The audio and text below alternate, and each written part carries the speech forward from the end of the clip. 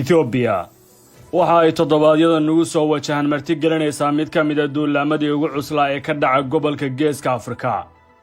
Waa qaybta labaad ee guluf adag oo dagaal lagu qaadayo kooxda TPLF ee waqooyiga dalkaasi Tigray ku sugan. Ciidanka Ethiopia si lama filaan ah ayuu soo baxay dhawaan warka ku wajahan ay ka baxeen gabi ahaanba dhulka gobolka waqooyiga ee Tigray. taasi waxa loo arkay inay tahay fafaalo weyn oo muujinayaan mar kale dhinacyadu miiska wada xaajoodyada ay isugu yimaadaan. reer galbeedka oo Mareykanku uu hogaaminayo waxa ay dadaal gelinayaan in wada hadal uu bilowdo. laakiin xabad joojin hal dhinaca oo ka timid dhinaca Addis Ababa ayaa noqotay mid aan shaqaynin. si weyn ayaa hadda dhinacyada oo dhan ay u diyaar garoobeen. wali gobolkaasi waa ay ka go'an yihiin dhammaan adeegyada isgaarsiinta, kuwa bulshada rayidka iyo xataa wax ka soo adeega banaantinimadu ka mid yahay. duulimaadyo diyaaradeed oo ka duulay Addis Ababa oo arrimaha gargaarka oo ay ogolaatay Ethiopia ayaa shalay ka duulay magaalada Addis Ababa. 2 saacadood ayay ku sugnaayeen maqalla oo ay dib uga soo laabteen. si weyn ayaa hadda indhaha loogu hayaa waxa gobolka ka dhici doona.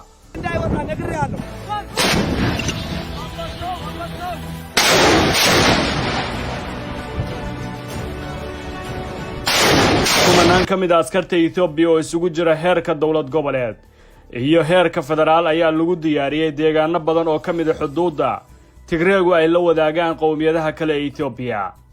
qowmiyadaha ugu badan ee hadda abaabulka dagaal ku jira waxa ka mid ah tan Xabashida oo si weyn ay dadka deegaanadeedu ugu diyaar garoobeen dagaalkan. boqolaal askari oo ka socda maamulada kale ee ka durugsan goobaha dagaalada oo ay ka mid yihiin ismaamulka Soomaali galbeed ayay ka tageen ciidankii ugu horeeyay. ciidan lagu qiyaasay tir ahaan 600 oo askari oo Soomaaliya ayaa qayb ka noqonaya dirirta cusub. waa wajiga labaad ee dagaal aan la suuraysan doonin nooca uu noqon doono.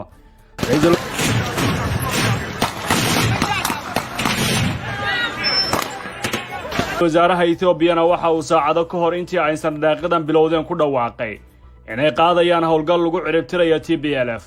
waxa uu ugu yeeray argagixiso ay tahay gobolka oo dhan laga dabar jaro. waxaana uu ku sifeeyay kansar Ethiopia iyo gobolkaba haysta oo ay tahay dhammaan dhinacyadu inay u midoobaan.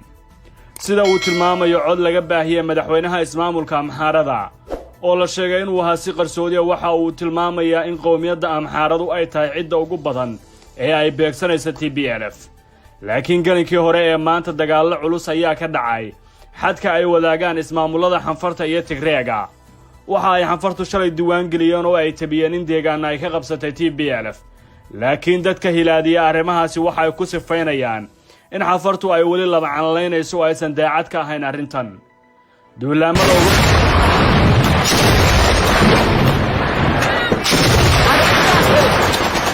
culus jiidaha ay ka bilaaban doonaan waa kuwa ka mid ah waqooyiga gobolka Tigray, gaar ahaan koonfurta gobolkaas oo xuduudda Amxaarada ah. dhinaca Xumeero oo ayana xadka ay wadaagaan saddexda dal ee Suudaan, Eritrea iyo Ethiopia. dhinac kalena waa aaga ku wajahan Xanfarta, halkaas oo la geeyo kumanaan ka tirsan militariga Ethiopia. dadka faalaynaya arrimaha Geeska Afrika waxay ku tilmaamayaan dagaalku inuu noqon doono mid jiitama.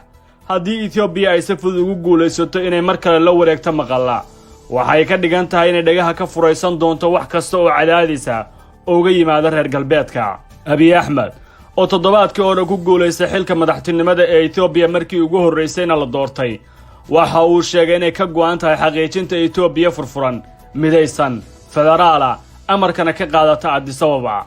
laakiin taasi TPLF ma ogola. doorashadana waxa ay ku sifeeyeen mid qaylo sharci ah.